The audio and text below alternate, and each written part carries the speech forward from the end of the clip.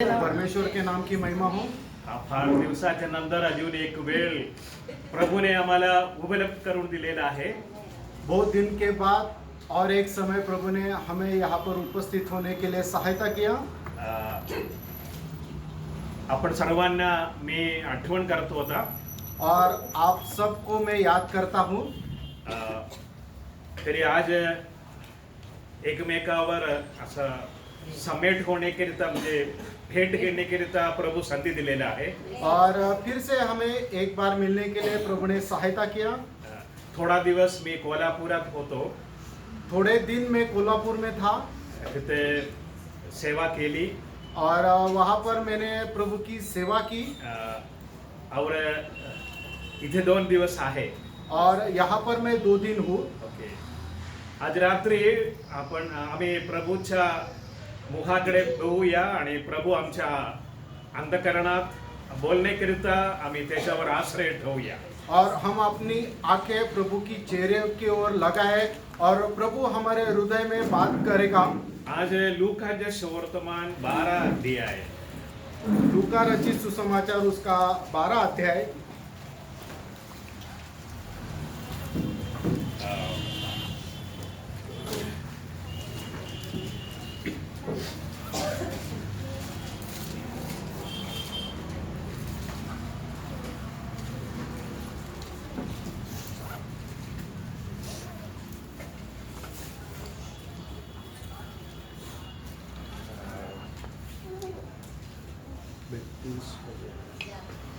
अरे लहान कळपाबद्दल सांगितलेलं आहे. ये छोटे मत डर, क्योंकि तुम्हारे पिता को यही ढाया है कि तुम्हें राज्य दे.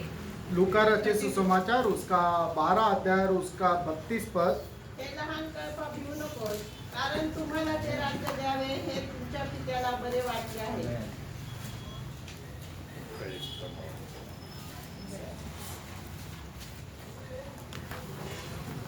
आम्हाला माहिती आहे की आम्हाला 4 सुवर्तमान आहे. और हमें पता है कि हमारे पास 4 सुसमाचार है। आणि लूकांच्या सुवर्तमानामध्ये प्रभू येशू ख्रिस्त मानव आहे म्हणून दाखवलेला आहे. और लूका रचित सुसमाचार में प्रभु यीशु मसीह एक संपूर्ण मनुष्य था, ये बात को संबोधित किया गया है। तो अनादि देव आहे. वो अनादि परमेश्वर है। योहान कृत सुवर्तमान 1 अध्याय 1 वचनात सांगितलेला आहे तो प्रारंभी होता आणि म्हणजे देवासह होता असं आम्हाला पाहायला मिळते. और यूहन्ना रचित सुसमाचार उसका 1 अध्याय उसके पहले पद में हम पढ़ते हैं कि वो आदि में था और वो परमेश्वर के साथ था। तरी 14 वचनात सांगितलेलं आहे और उसके 14 पद में इस प्रकार कहा है, शब्द देही झाला.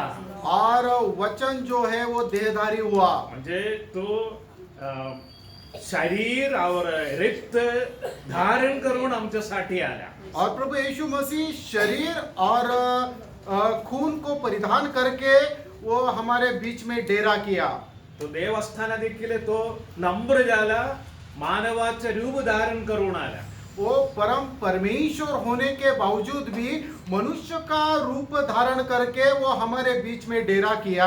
आणि त्याने आणि इथे एक मानव जीवन जगला. और एक मनुष्य रीति का जीवन उसने व्यतीत किया। आणि इथे येशू ख्रिस्त जगात असता त्यांना तहान लागला, त्यांना भूक लागला आणि त्यांना कदाचित शारीरिक आळस्य वाटला. और जब प्रभु यीशु मसीह जीवन बिताते थे तो उन्हें प्यास लगी, भूख लगी, नींद लगी. कारण असं आहे की इब्री लोकास पत्रामध्ये सांगितलेलं आहे सर्वातील आमच्या बरोबर तो समरूप झाला असं एक वचन आहे. और इब्रानियों के पत्र में इस प्रकार लिखा गया है कि वो हम सबके समान बना.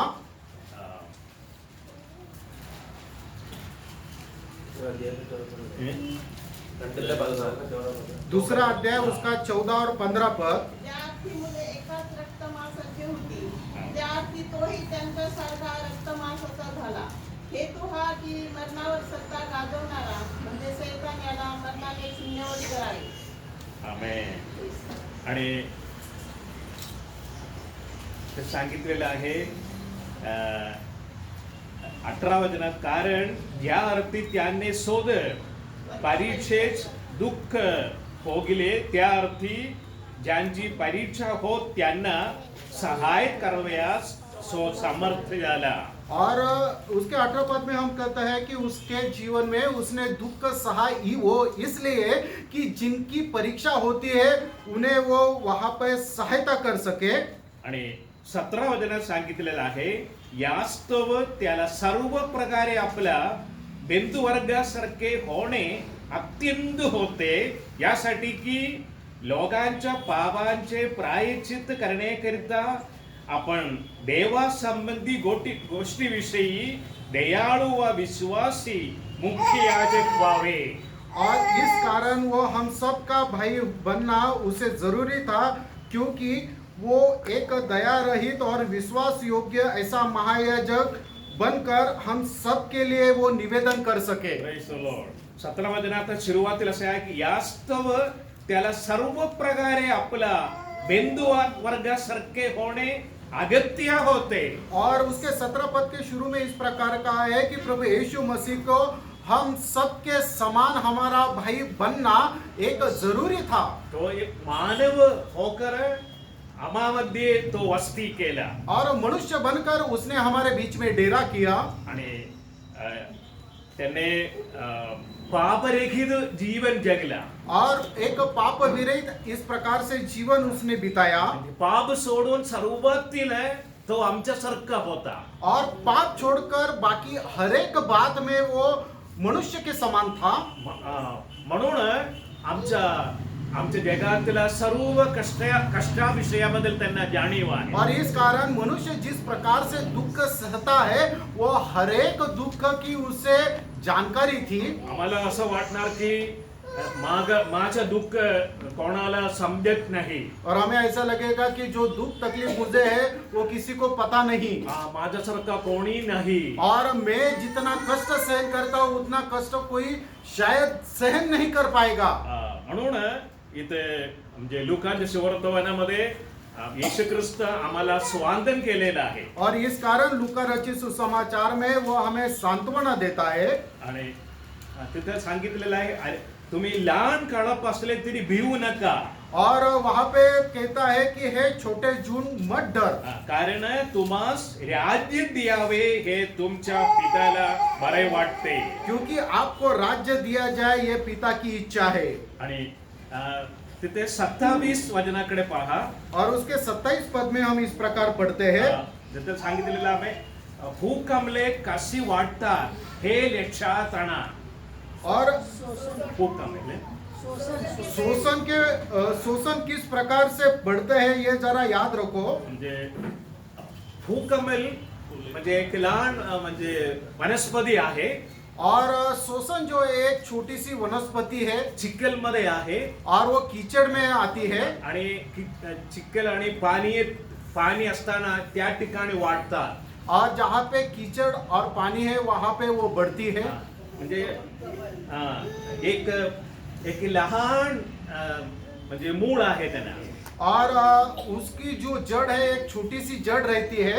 फक्त त्यांच्या अन्नासाठी त्यांनी म्हणजे पृथ्वीवर आश्रय ठेवलेला आहे. और केवल उसका पालन पोषण होने के लिए वो पृथ्वी पर निर्भर है. तरी सदैव सूर्याकडे आहे त्यांचे लक्ष्य.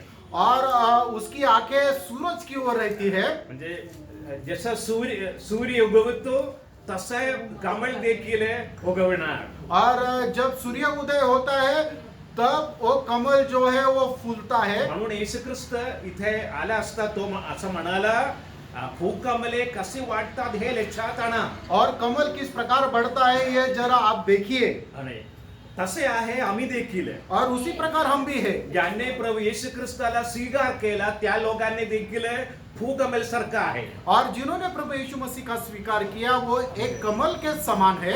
आम्ही फक्त आमच्या अन्नासाठी आम्ही जगात आश्रय ठेवता. और केवल हमें खाने पीने के लिए हम इस संसार पर आशा रखते हैं.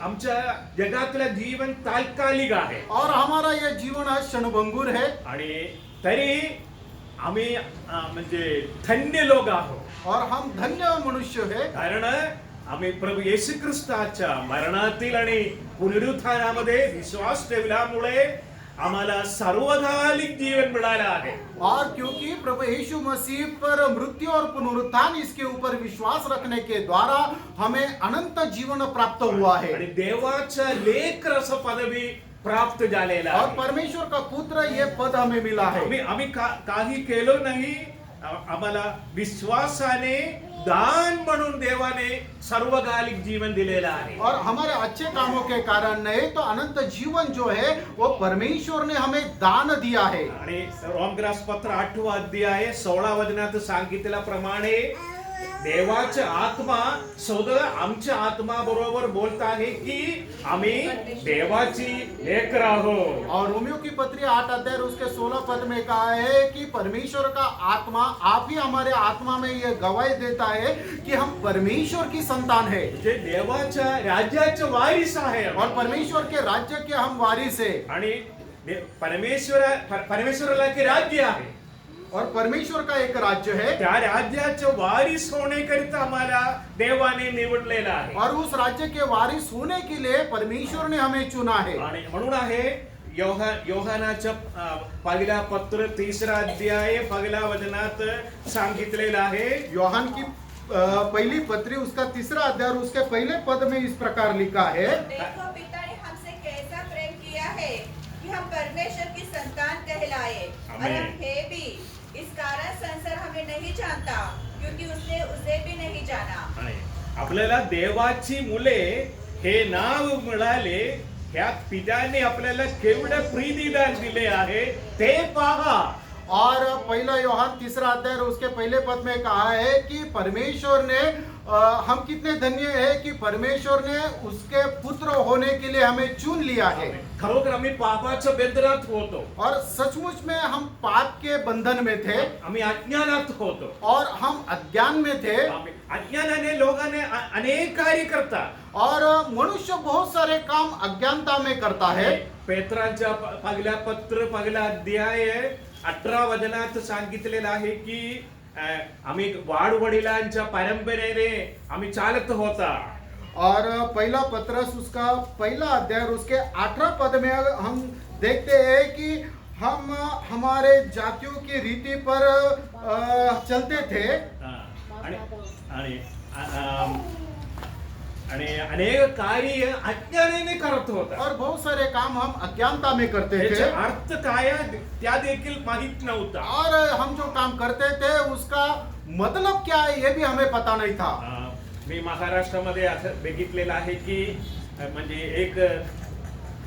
एक दिवस स्त्रियांनी झाडावर दुहरी घालतात.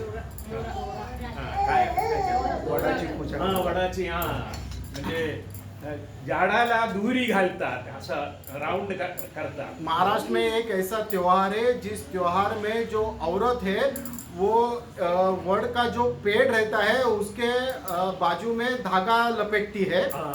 आणि विचारलं असता सांगतात की माझ्या पुढच्या जन्मामध्ये हेच नवरा मला मिळाला पाहिजे असं. और उसकी वजह अगर उनको पूछा जाए तो ये बताते हैं कि मेरे अगले जन्म में मुझे यही पति मिलना चाहिए. खरोखर नवरा बरोबर दररोज भांडण असताना देखील असं करतात.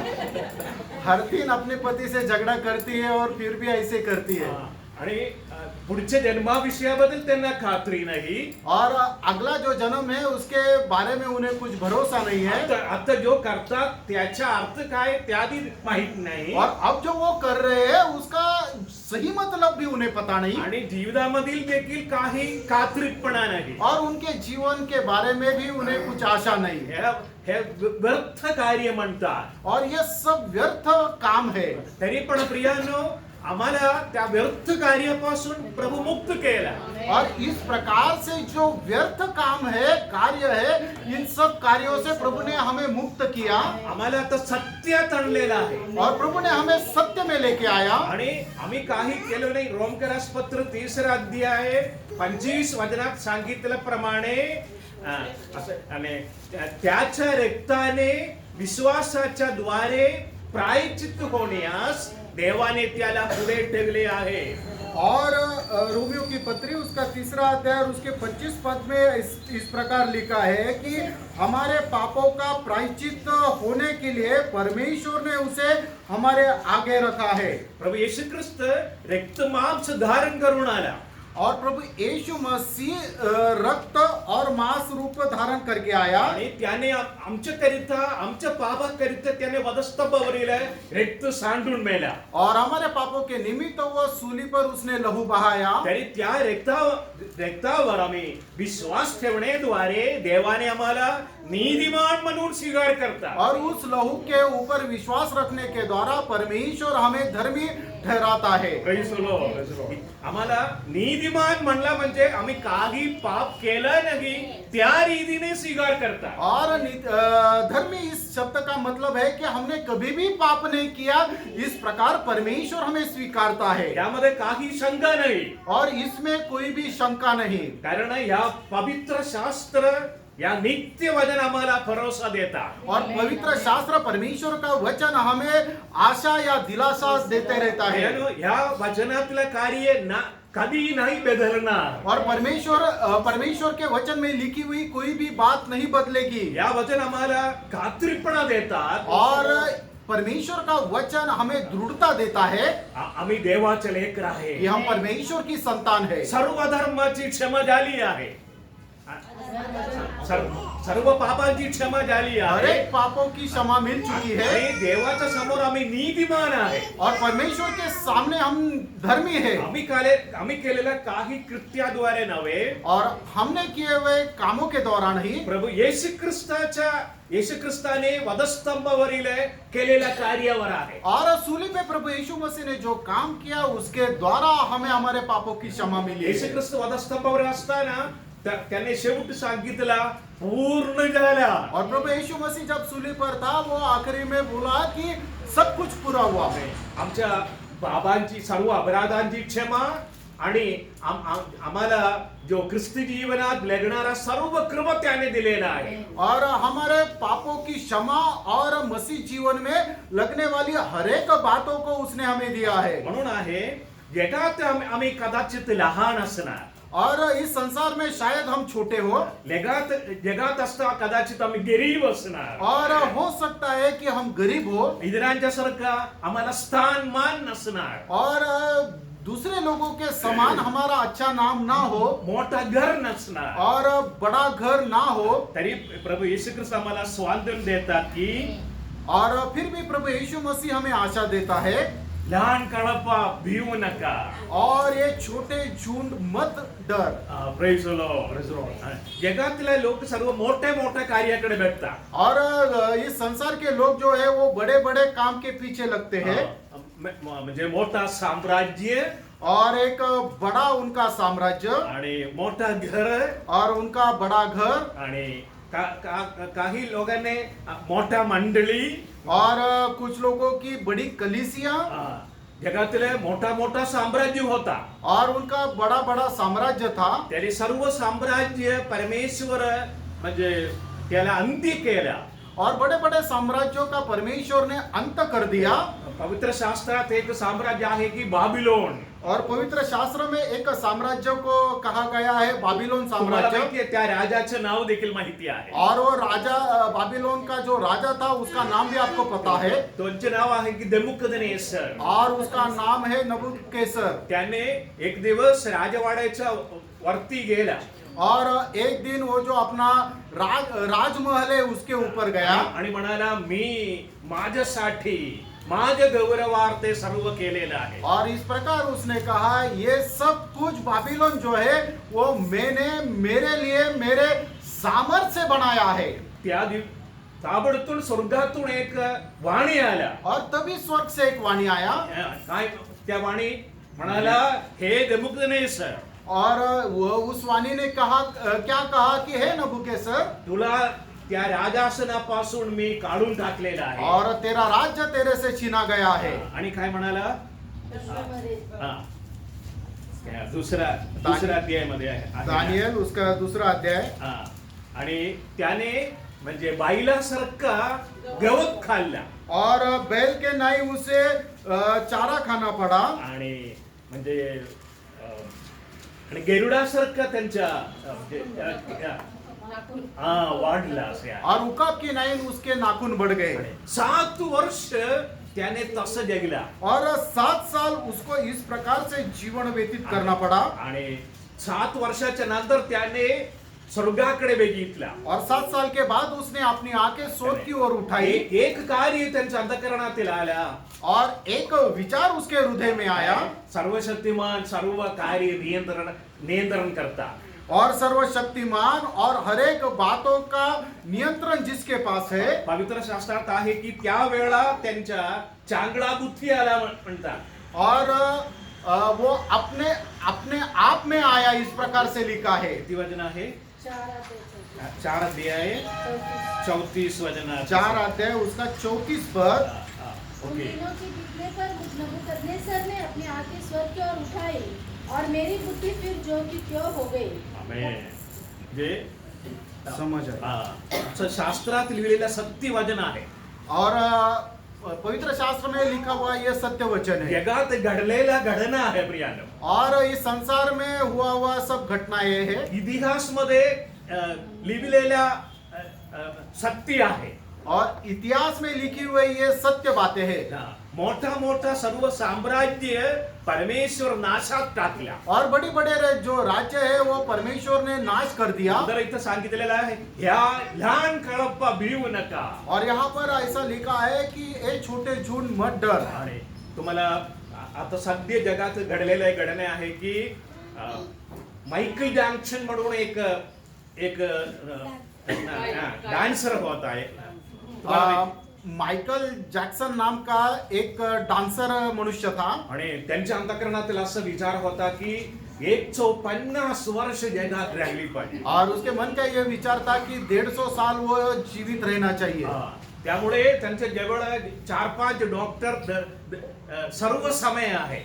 और हर समय उसके साथ में 4-5 डॉक्टर रहते सर्व थे. काही आहे जगात. और संसार में लगने वाली हर एक जरूरतें उसके पास थी. तरी तुम्हाला माहिती आहे 50 वर्षात त्यांनी मेला. और आपको पता है कि वो 50 साल की उम्र में ही मर गया. देवाच्या वचनात सांगतात की आमचं जीवन व्यर्थ आहे आणि तात्कालिक आहे. और परमेश्वर का वचन में इस प्रकार से लिखा है कि मनुष्य का जीवन जो है वो बहुत ही क्षणिक है और तुरंत ही नष्ट हो जाता है. तरी देवाच्या वचनात म्हणतात म्हणजे जो दिसतात ते तात्कालिक आहे, ना दिसणारा कार्य सार्वकालिक आहे. और परमेश्वर के वचन में इस प्रकार से लिखा है कि जो आग से दिखता है वो सब नष्ट हो जाने वाला है, मगर जो आग से नहीं दिखाई देता वो अनंतता तक रहेगा. Praise the Lord. म्हणून त्याविषयी दुसरा कोरिन्थियस पत्र 5वा अध्याय आणि 5वा अध्याय शेवटच्या सांगितलंय ना. और दूसरा कोरिन्थियों की पत्री उसका 5 अध्याय और उसका 21 पद. 4था अध्याय 18 वचनात सांगितलेला आहे. और उसका 4था अध्याय और 18 पद भी इस प्रकार लिखा. आम्ही दृश्य गोष्टीकडे नाही तर अदृश्य वस्तूकडे लक्ष लावतो.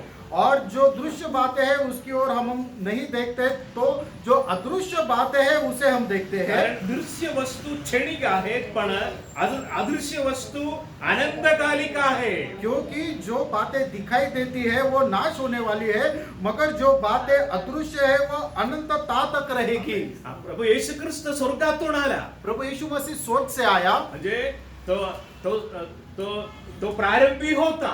और आदि में वो था. तो रक्त मांस धारण करून आला. और वो देह रूप में आया. त्यांच्या रक्तात एक सविशेषता म्हणजे निष्कळंक आणि निर्दोष कोकरा असं जो ख्रिस्त ह्यांच्या अमूल्य रक्ताने तुम्हाला मुक्त केलेला आहे. और जो निष्कलंक है ऐसा प्रभु यीशु मसीह का जो बहुत अमूल्य लहू के द्वारा आपको वो मुक्ति मिली है. प्रभू येशू ख्रिस्त निष्कळंक होता. और प्रभु यीशु मसीह निष्कलंक था. आणि म्हणजे त्यांच्या अमूल्य रक्ताने आम्हाला मुक्त केलेला आहे. और उसके बहुमूल्य लहू के द्वारा हमें मुक्ति मिली है. प्रभू येशू ख्रिस्ताचे रक्त सर्व पापापासून आम्हाला मुक्त और करते. प्रभु यीशु मसीह का लहू हमारे सारे पापों को धोकर शुद्ध करता है. प्रभू येशू ख्रिस्त गेत्सेमनेमध्ये असता आम्ही सर्वांना प्रभू आठवण केला. और जब प्रभु यीशु मसीह गसन बागे में प्रार्थना कर रहा था, उस समय उसने हम सबको याद किया आम्ही प्रत्येकाला आठवण केला. और हम सबको याद किया. आम्ही प्रत्येकाने केले करणार होता सर्व पाप देवासमोर आणला. और हम जो करने वाले हरेक जो पाप थे वो प्रभु परमेश्वर के सामने लेकर आया. आणि त्याने आमचे सर्व पाप वाहून वधस्तंभावर गेले. और हम सबका पापों का बोझ उठाकर वो सूली पर चढ़ गया. आणि बघा पहिला पेत्र दुसरा अध्याय आणि 24 वचनात तसं सांगितलेलं आहे. पहला पत्र दूसरा अध्याय और उसके 24 पद में इस प्रकार लिखा है. त्याने तुमची आमची पापे स्वदेहाने वाहून खांबावर नेली, यासाठी की आपण पाप आचरणा संबंधाने मृदू होऊन धार्मिक आदरणासाठी जिवंत राहावे. और वो खुद ही हमारे पापों को उठाकर सूली पर चढ़ गया ताकि हम पापों के लिए मरकर धार्मिकता के लिए जीवन बताए. परमेश्वर नीतिमान आहे, परमेश्वर धर्मी है, म्हणून एक पापाला देखील शिक्षा दिला शिवाय सोडणार नाही. इस कारण एक भी पाप को वो दोष लगाते बिना छोड़ेगा नहीं. तरी आमचे येऊदी प्रभू येशू ख्रिस्त आमच्या सर्व पापांची शिक्षा त्याचवर घेतल्या. और हम सारे पापों का बोझ उसने अपने ऊपर लिया. त्यामुळे आहे म्हणजे यशाया 53 अध्याय 10 वचनात सांगितलेलं आहे, त्याला टेचावे असं त्यांच्या मर्जीस आला. और ऐसा संदेष्टा की पुस्तक उसका 53 अध्याय उसके 10 पद में कहा है कि परमेश्वर को यही बाया कि उसे कुचले.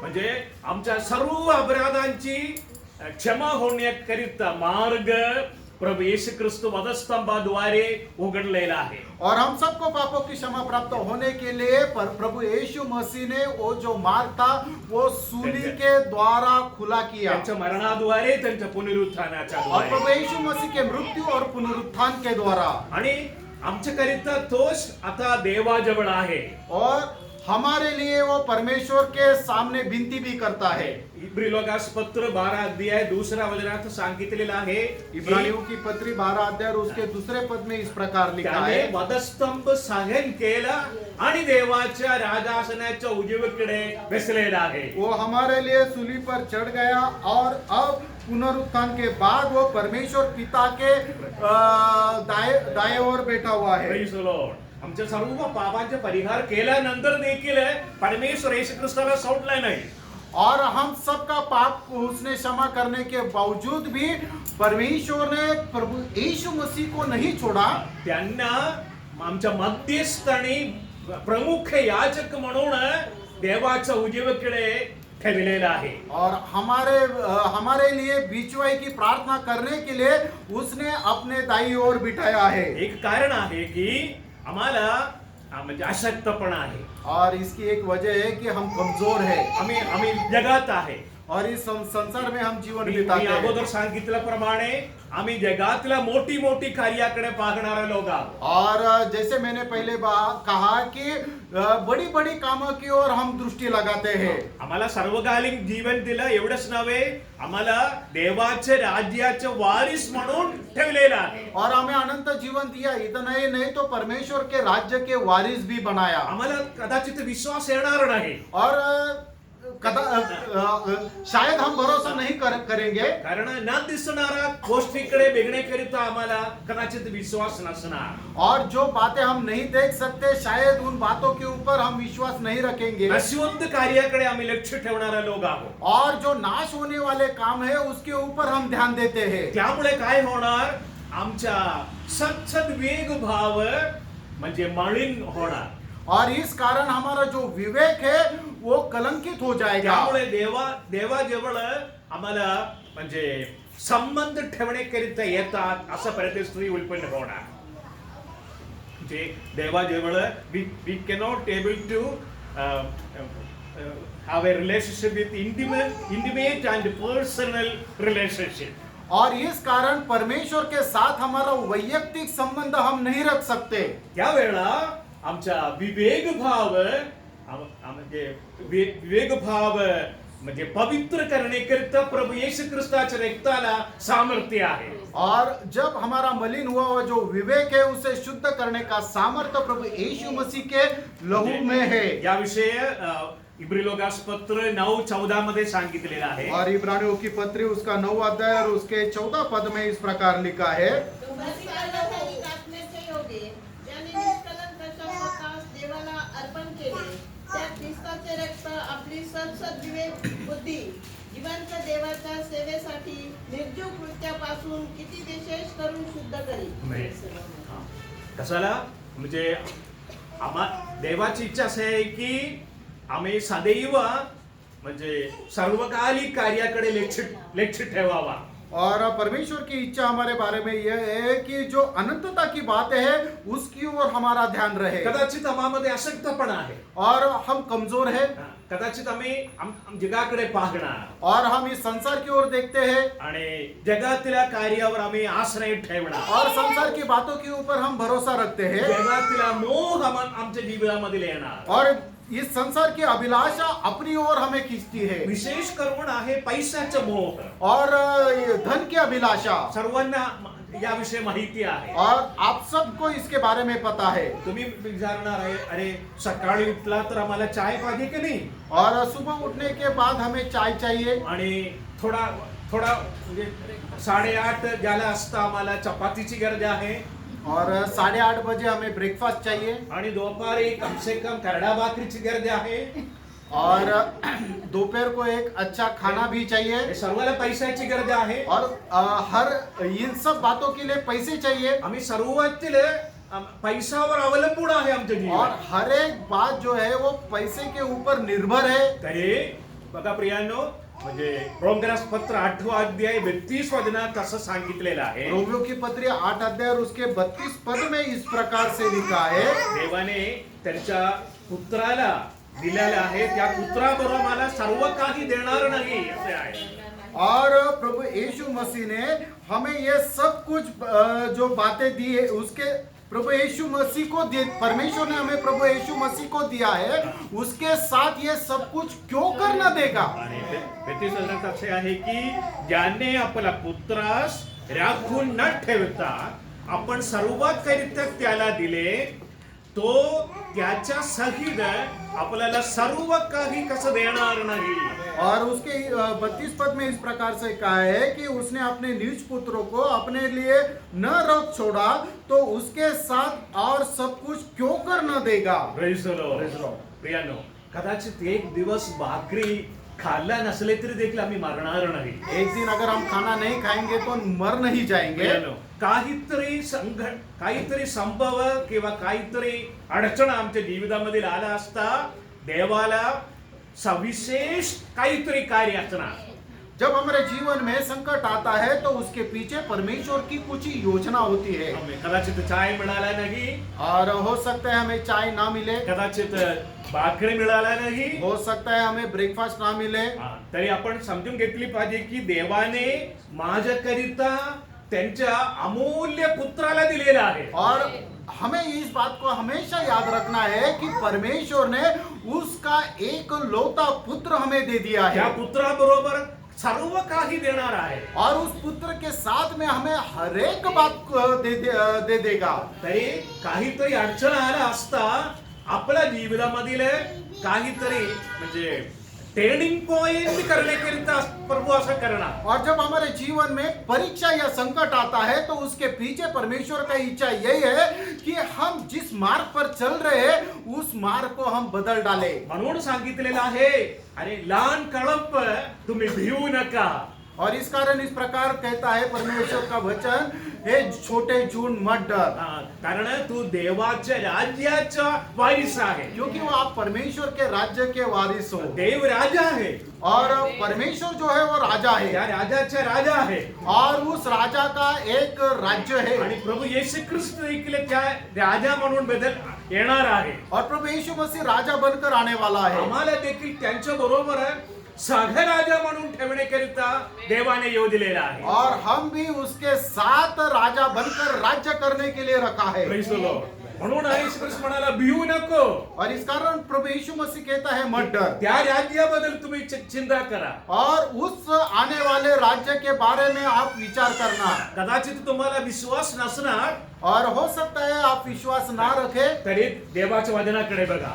और फिर भी परमेश्वर के वचन की ओर ध्यान करें. ज्याने न दिसणारा कार्याकडे लक्ष ठेवलेला आहे त्या लोक आहे धन्य लोक. और न दिखाई देने वाली बातों की ओर जो अपना मन लगाता वो धन्य है. या विषयाबद्दल प्रकटीकरण 1 अध्याय आणि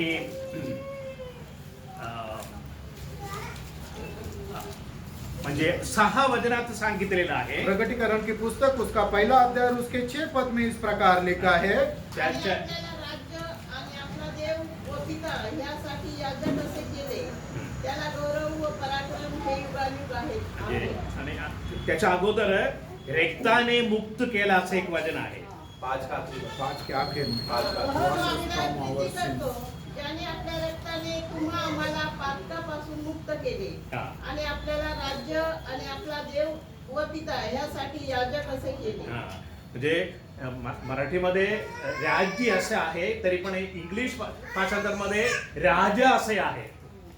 और प्रभु यीशु मसीह के लहू के द्वारा हमें धोकर शुद्ध किया और उसके लिए हमें राजा और याजक ऐसा बनाया. Praise the Lord. प्रियानो, प्रभू येशू ख्रिस्ताच्या अमूल्य रक्ताने आम्हाला काहीतरी साधा कार्य भाकरीसाठी नाही मुक्त केला. और प्रभु यीशु मसीह के लहू के द्वारा जो हमें धोया और मुक्त किया वो हमें अन्न मिलने के लिए नहीं, तरी देवाच्या राज्यामध्ये आम्हाला राजा म्हणून ठेवण्याकरिता देवाने निवडलेला आहे. और परमेश्वर के राज्य में राजा बनकर रहने के लिए हमें चुना है. तात्कालिक आम्ही इथे परदेशी सारखं असणार. और इस जीवन में हम थोड़ा समय यहाँ पे एक परदेसी करके हैं. कदाचित आम्ही गरीब असणार. हो सकता है हम गरीब है.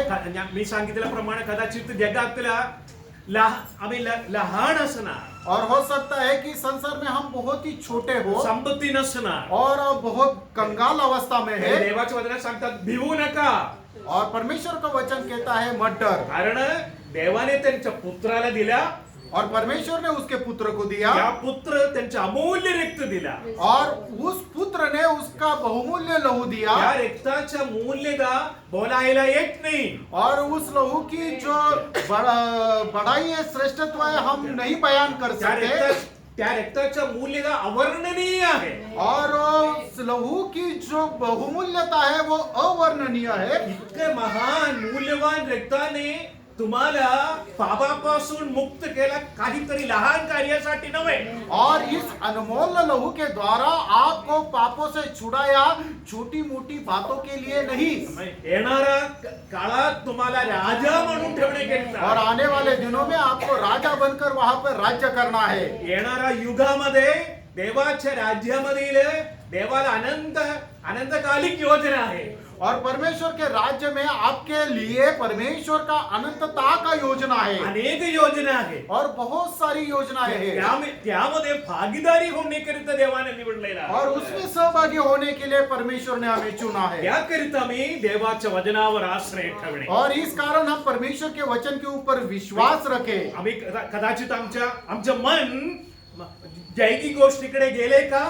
और इसके लिए हमारा मन सांसारिक बातों के ऊपर लगता है क्या? आणि असं जैगिक कार्याकडे जाण्याद्वारे आमचं मन, आमचा विवेक भाव मलिन होणार. और अगर हमारा मन संसार की बातों की ओर लगता है तो हमारा जो विवेक है वो अशुद्ध होता है.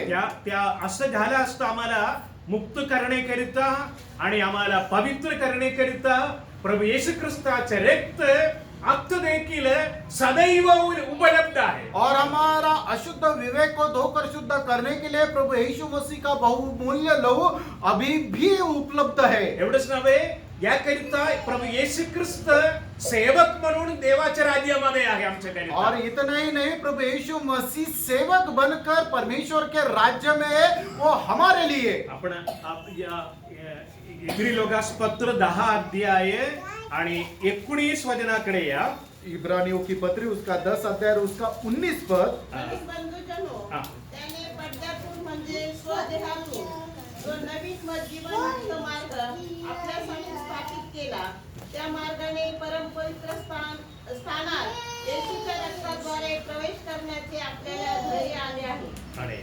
आणि 22 वचन. म्हणून आपली हृदय सिंचित झाल्याने दुष्ट भावनेपासून मुक्त झालेले, निर्मळ पाण्याने शरीर धुतलेले असे आपण खऱ्या अंतकरणाने व विश्वासाच्या पूर्ण खात्रीने जवळ येऊ. Praise the Lord. बघा, आम्ही मानव आहे, हम मनुष्य है, आम्ही जगात राहतो, हम इस संसार में रहते हैं, तरी आम्ही देवाचे लेकर आहे. फिर भी हम परमेश्वर के पुत्र हैं आम्ही तात्कालिक कार्याकडे बघणार. और हम छोटी छोटी बातों की ओर ध्यान लगाते हैं.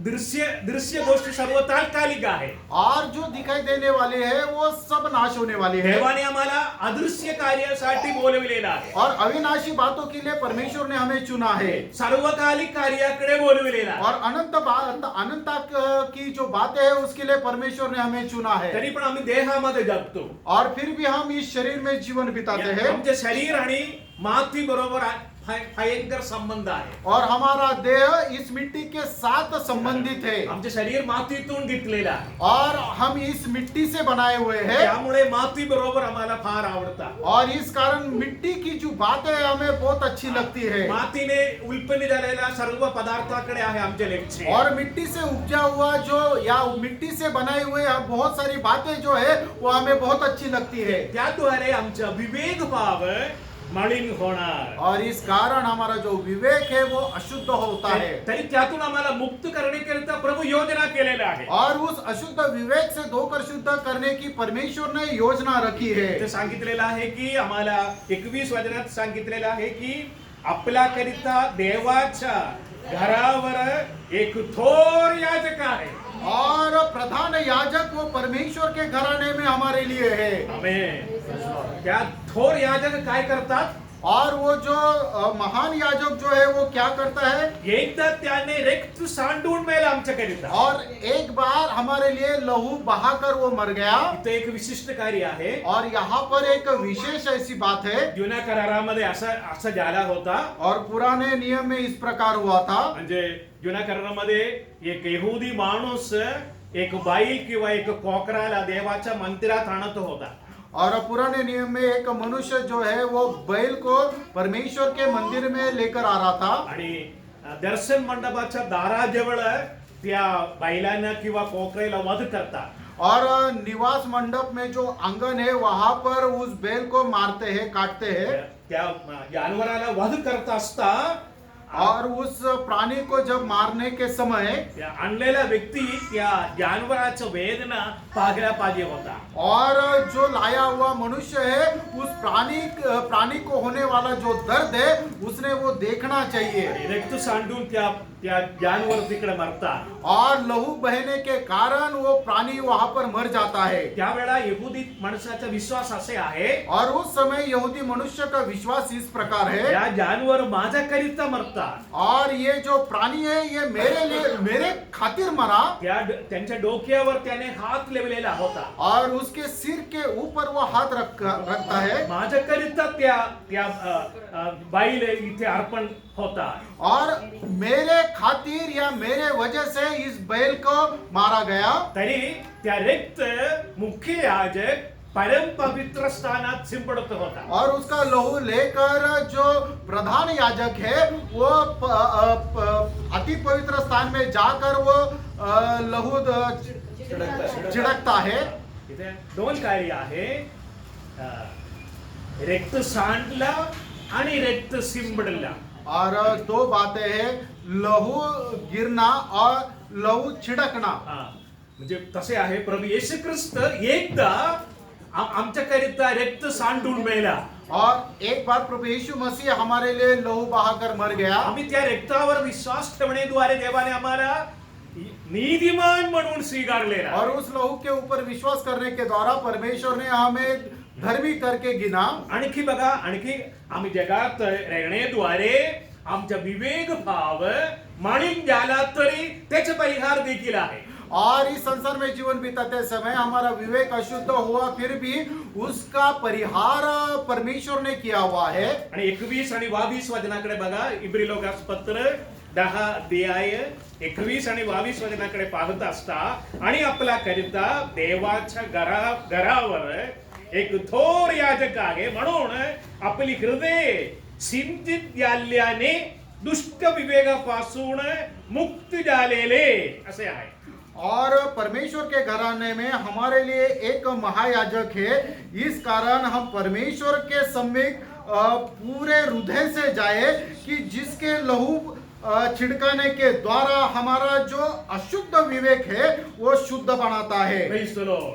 इथे आम्हाला एक मुख्य याजक आहे आमच्याकरिता. और एक प्रधान याजक हमारे लिए है त्याने एकदा आमच्याकरिता रक्त सांडून मेला और एक बार वो हमारे लिए लहू बहाकर मर तरी गया आता देखील तो जिवंत आहे. और अभी भी वो जीवित है। येशू ख्रिस्त म्हणाला मी मेलो होतो प्रभु यीशु मसीह ने कहा मैं मर गया था तरी पाहा मी सर्वकाल जीवित आहे. और अब देख मैं युगानुयुग जीवित हूँ आणि मरण आणि अधोलोकांचे किल्ले माझ्या जवळ आहे. और मृत्यु और अधोलोकों की कुंजियां मेरे पास है। आम्ही कुठलाही अनाचारीवर नाही आमचा विश्वास और कोई अधर्म के ऊपर हमारा विश्वास नहीं। आणि ज्याने आमच्याकरिता मरणातून पुन्हा उठला आता देखील जीवंत आहे त्या ख्रिस्तावर आहे आमचा विश्वास. और जो पुनरुत्थित हुआ और अभी भी जो जीवित है वो प्रभु यीशु मसीह पर हमारा विश्वास है। आणि तो आमच्याकरिता देवाच्या घरावर एक धोर याजक आहे. और वो परमेश्वर में घराने में हमारे लिए प्रधान याजक है। आणि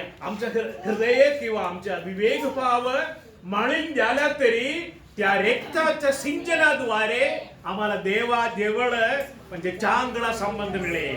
और हमारा विवेक दुष्ट या अशुद्ध होने के बावजूद भी प्रभु यीशु मसीह का लहू छिड़कने के द्वारा हमारा विवेक शुद्ध करता है। आणि त्याच्या 22 वचनाच्या इब्री लोकांचं पत्र 10 अध्याय असं सांगितलेलं आहे. और इब्रानियों के पत्री 10 अध्याय 22 पद के आखिर में इस प्रकार का है आपण खऱ्या अंधकरणाने व विश्वासाच्या पूर्ण खात्रीने जवळ यावे.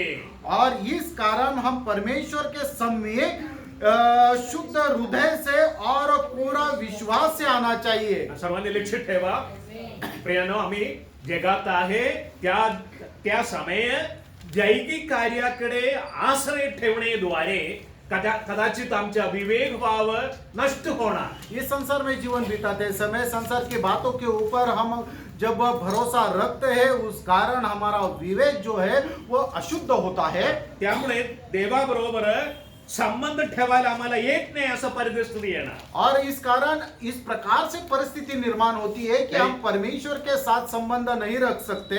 तरी आम्ही प्रभू येशू ख्रिस्ताच्या रक्तावर आश्रय ठेवण्याद्वारे और प्रभु यीशु मसीह के लहू पर भरोसा रखने के द्वारा आमच्या हृदयामध्ये प्रभु येशू ख्रिस्ताच्या रक्ताचा सिंचन होता. और हमारे हृदय पर प्रभु यीशु मसीह का लहू छिड़काया जाता है। एवढंच नव्हे आम्हाला एक खरा अंतःकरणाने विश्वासाच्या पूर्ण खात्रीने देवा जवळ येऊ शकता.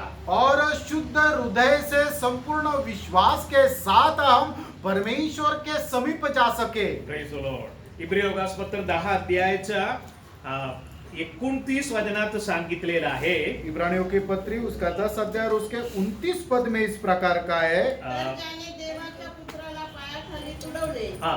जेणेकरून तो स्वतः पवित्र झाला होता. हा. ते कराराचे रक्त ज्याने अपवित्र मानले आणि कृपेच्या आत्म्याचा अपमान केला तो किती अधिक कठीण दंडास पात्र ठरेल. अरे, Praise the Lord. खूपच वाटते. या रक्ताचे नाव आहे की कराराचे रक्त असे आहे. और वाचा का लहू इस लहू का नाम है।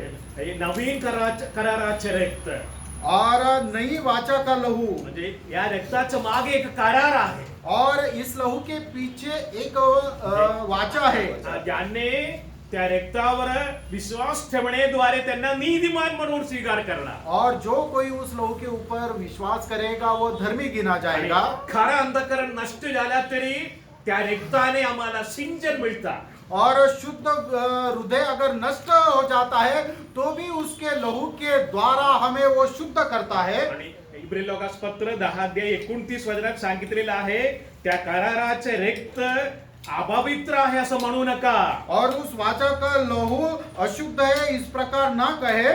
Praise the Lord.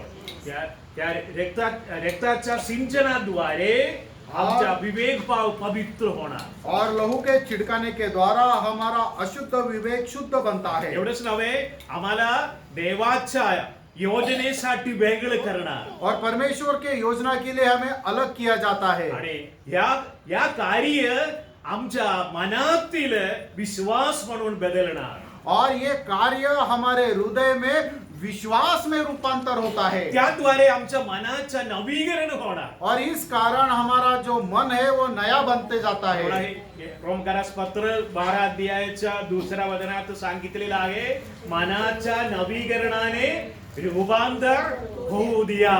और रोमियो की पत्री उसका 12 अध्याय और दूसरे पद में इस प्रकार का है कि आपके मन के नए हो जाने से तुम्हारा चाल चलन भी बदलता जाए। Praise the Lord. मनाच्या नवीकरणाने आम्ही रूपांतर होतो. और मन के नए हो जाने से हम बदल जाते हैं। हे आमचे जीवाचे रूपांतर आहे. और हमारे जीवन का ये बदलाव है। Praise the Lord. आम्हाला माहिती आहे की लहान मुलांना म्हणजे घरातल्या कार्याविषयाबद्दल अधिक जाणीव नाही. और जो छोटे बच्चे हैं उसमें घर के होने वाली हर एक बात पता नहीं रहती। बघा, आता एरमिया आहे, जेरेमिया सकाळी उठला आणि त्यांच्या आज मी काय खाणार, मी काय पिणार, मला दूध मिळेल का, असं काही विचार नाही त्यांना. और यिर्मयाह है सुबह उठने के बाद ये नहीं सोचेगा अभी मुझे दूध मिलेगा क्या, खाने के लिए कुछ मिलेगा क्या। जेरेमिया आनंदाने तिकडे इकडे पळतात. और यिर्मयाह है वो आनंद से इधर उधर दौड़ता रहता है। त्यांना घरातल्या कार्याविषयाबद्दल अधिक माहित नाही. और घर में क्या क्या काम है उसके बारे में उसे कुछ चिंता नहीं या पता भी नहीं। आम्ही पण विश्वास ठेवला असता आम्हाला देवाच्या राज्याबद्दल अधिक माहिती नसणार. और हम विश्वास रखते हैं फिर भी परमेश्वर के राज्य के बारे में अब बहुत कुछ हमें मालूम नहीं। देवाने मला कसाला बोलविलेला आहे. परमेश्वर ने हमें क्यों बुलाया।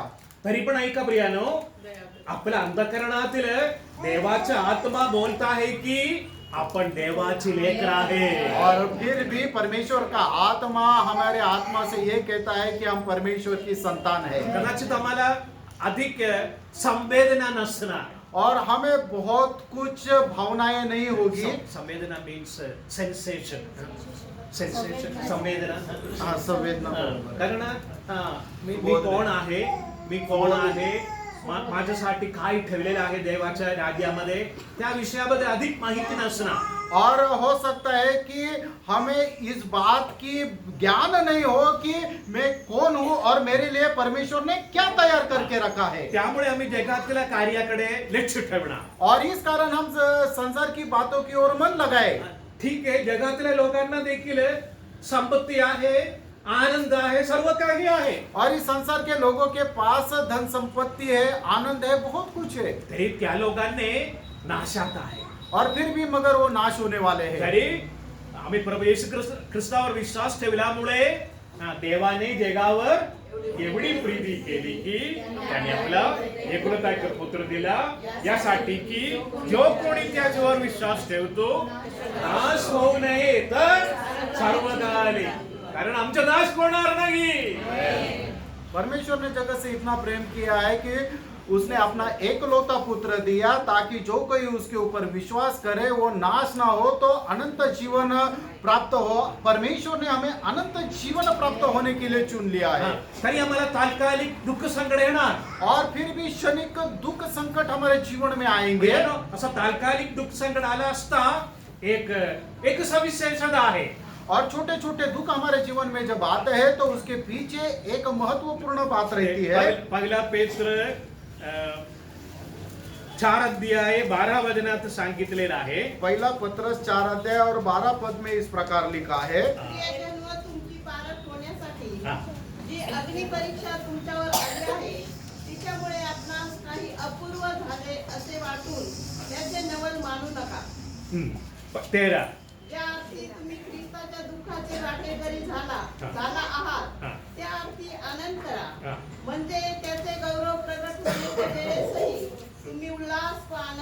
आमेन. Praise the Lord. प्रियानं, आम्ही जगात आहे, कदाचित काहीतरी अडचण आला असेल.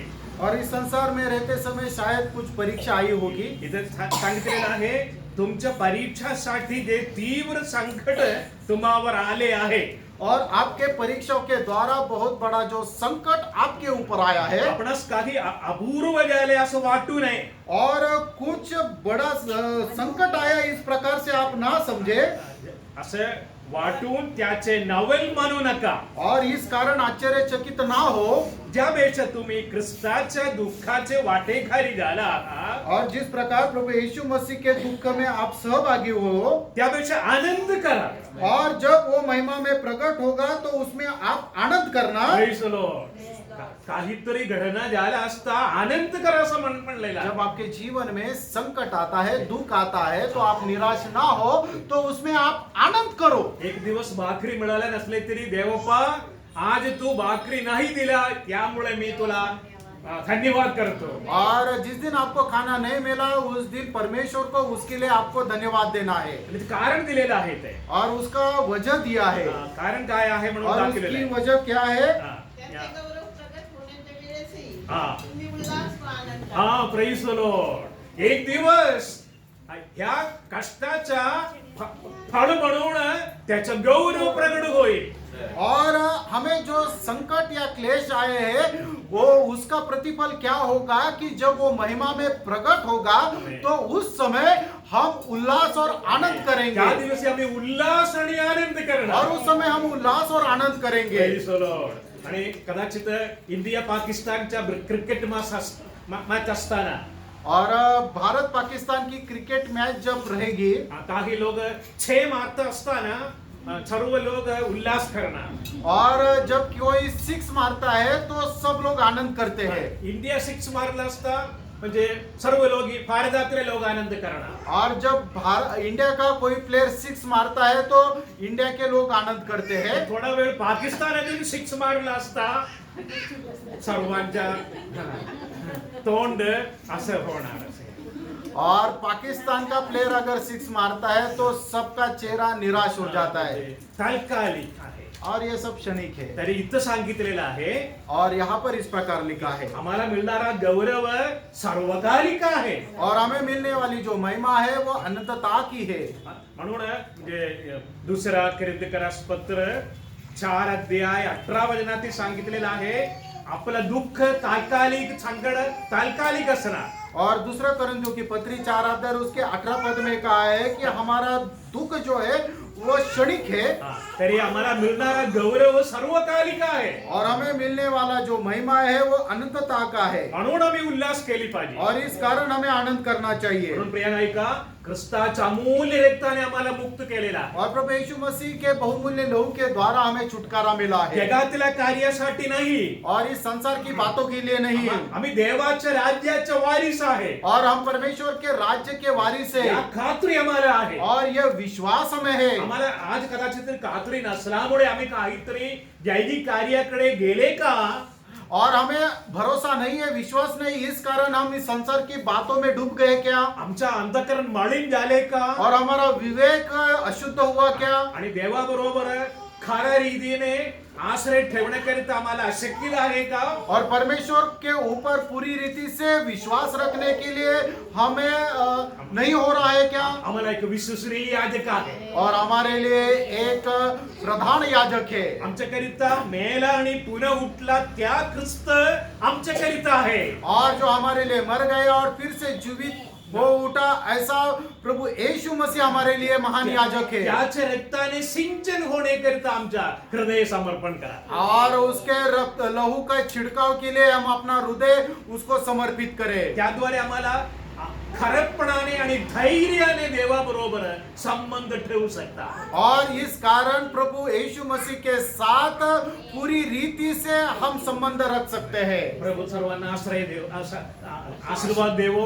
और प्रभु यीशु मसीह आप सबको आशीष दे, एक खात्रीने घरी जावा और उस विश्वास के साथ घर जाए, आणि आनंदाने घरी जावा. और आनंद के साथ जाए. तात्कालिक कार्याकडे आम्ही बघणारे लोक नाही. और जो नाश होने वाली है उन बातों को ऊपर हम भरोसा रखने वाले नहीं. सार्वकालिक जीवन देऊन सार्वकालिक राज्यामध्ये आम्हाला पदवी मिळाली आहे. और अनंत जीवन देकर अनंत राज्य में हमें पद मिला है त्या राज्याचे वारिस म्हणून देवाने आम्हाला नेमलेलं आहे. और उस राज्य के वारिस होकर हमें चुना है तात्कालिक संकटामध्ये संकट होऊ नका. और छोटे से संकट में हम निराश ना हो तात्कालिक संकटामध्ये आम्ही उल्लास आणि आनंद करा. और जो छोटे छोटे संकट आते हैं उसमें हम आनंद करें Praise the Lord. Praise the Lord. देवाने आम्हाला मान्य करणार, और परमेश्वर हमारा स्वीकार करेगा प्रतिफळ देऊन तृप्त करणार. और हमें प्रतिफल दे के तृप्त करेगा.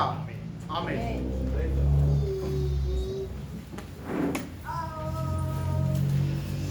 Praise the Lord. प्रभु को बहुत धन्यवाद है कि प्रभु ने हमारा जरूरत जान करके हमारे से बातचीत किया. हम छोटा झुंडे तो भी डरना नहीं, और जिस प्रभु ने हमें अपनाया है वो प्रभु ने अपने आप को देखकर हमें अपनाया है. जिसने हमें हमारे लिए अपने एकलौता पुत्र दिया उसके साथ तो सब छोड़ देगा. हाँ देखा, वो समझ हम नहीं है, इसलिए कभी कभी डर जाता, घबरा जाता. भैया जिसने हमें हमारे लिए अपने एकलौता पुत्र को दिया उसके साथ हमें क्या नहीं देगा? कोई बाकी रह गया? कुछ भी नहीं देगा. इसका मतलब हमारा मसीह जीवन कितना हमें प्रभु में भरोसा करके जीना चाहिए है. मतलब जीवन का मार्ग पाने वाला थोड़े हैं, तो प्रभु ने वो जीवन का मार्ग में हमको ले चलता है तो हम प्रभु को कितना महिमा देना चाहिए. तो प्रभु को बहुत धन्यवाद देता है. प्रभु का प्रिय दास के द्वारा बहुत सुंदर वचन आया और सुंदर रीति में मतलब अतुल ने उसको परिभाषा भी करके हमें बताया. तो प्रभु को धन्यवाद देता है. प्रभु ने प्रभु का महिमा के लिए इस्तेमाल किया. खास करके आज हमारा प्रिय स्नेहा सिस्टर 37 साल सर्विस पूरा करके आज से मतलब कल के लिए एकदम और ज़्यादा प्रभु कार्य के लिए मतलब प्रभु मौका दे रहे हैं. प्रेज़ द लॉर्ड है. काम पर भी वो प्रभु का गवाही दिया, लेकिन अभी आज से वो उस सेवा से मतलब निवृत्त हो गया है.